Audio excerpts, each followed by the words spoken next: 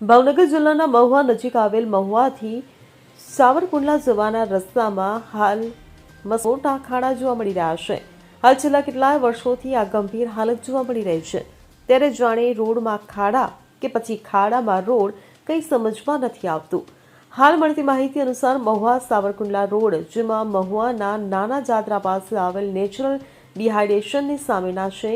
છેલ્લા કેટલાય વર્ષોથી આ વરસાદી પાણી ભરાવાથી લોકોની મુશ્કેલીનો સામનો કરવો પડે છે. ત્યારે મોટા ખાડા અને પાણીને લીધે વાહન ચાલકોને મુશ્કેલીનો સામનો કરવો પડે છે. આ રસ્તો મહુવા સાવરકુંડલાને જોડતો મુખ્ય માર્ગ છે.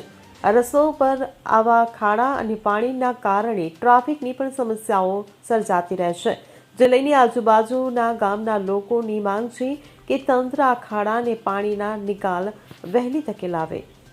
અમીન પાયક સાથે CN24 ન્યૂઝ, મહુવા. હવે જુઓ દેશ દુનિયાની તમામ ખબરો તમારી આંગળીના ટેરવે.